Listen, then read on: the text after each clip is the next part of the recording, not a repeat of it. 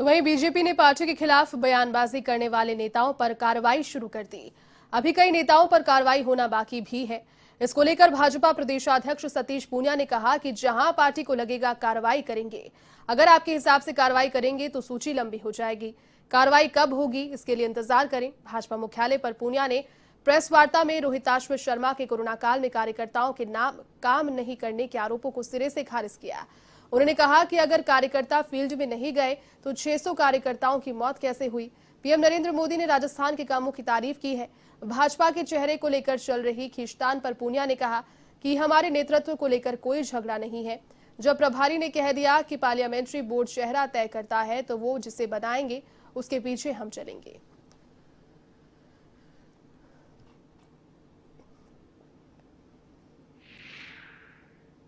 Bharatiya Janata party में नेतृत्व को लेकर, प्रक्रिया को लेकर किसी किस्म का कोई झगड़ा नहीं है और प्रभारी जी जब कह चुके तो उसके बाद मेरा कहना मुनासिब नहीं है और उन्होंने स्पष्ट कर दिया।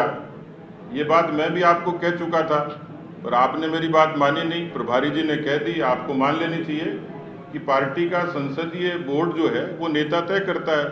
वो जिसको तय कर देगा हम उसके पीछे काम करेंगे, नंबर एक। दूसरा, मैं ये भी कह चुका और प्रभारी जी ने भी कहा है कि पार्टी के नेताओं को बयानबाजी से बचना चाहिए और पार्टी के फोरम पर अपनी बात कहनी चाहिए।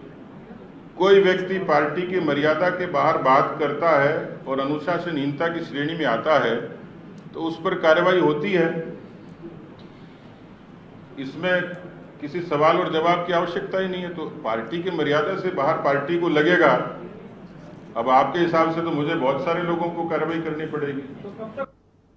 मुख्य सचेतक महेश जोशी को दिल्ली पुलिस के नोटिस मामले में अब सियासत गरमा गई है। जयपुर में महेश जोशी के समर्थकों ने केंद्रीय मंत्री गजेंद्र सिंह के खिलाफ बड़ी चौपट पर प्रदर्शन किया।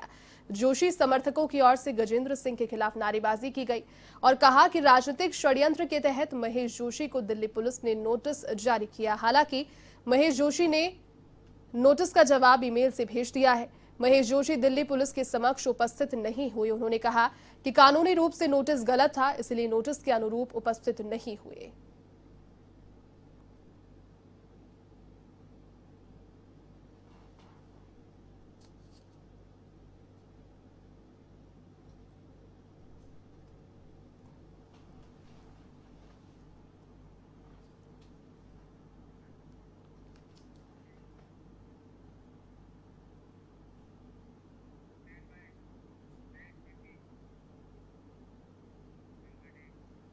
तो वहीं प्रदेश में फोन टैपिंग के मामले को लेकर एक बार फिर से सियासत गर्मा गई है। मुख्य सचेतक महेश जोशी को दिल्ली क्राइम ब्रांच के नोटिस मिलने के बाद कांग्रेस एक बार फिर केंद्रीय मंत्री गजेंद्र सिंह शेखावत के खिलाफ हमलावर हो गई है।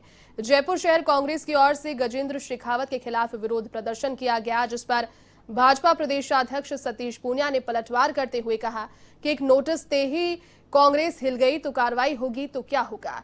उन्होंने फोन टैपिंग, जासूसी, सरकारी एजेंसियों के दुरुपयोग का आरोप भी लगाया। पूनिया ने गजेंद्र सिंह शेखावत के वॉइस सैंपलिंग नहीं देने के आरोपों पर कहा कि जब मामले में एफआईआर लग गई तो वो सैंपलिंग के लिए क्यों बुलाना चाहते हैं।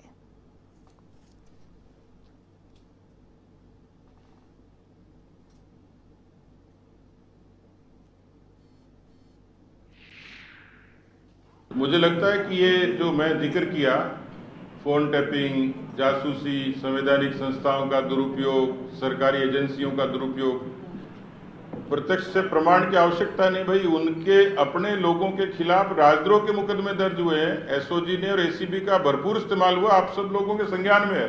मुझे बार बार रिपीट करने की आवश्यकता ही नहीं है। तो किस तरीके से कदर दुरुपयोग हुआ, ये राजस्थान में पहली बार हुआ है। राजस्थान में विद्वेष की, प्रतिशोध की राजनीति की शुरुआत सरकारें पहले भी आती थी। अब क्या हो गया?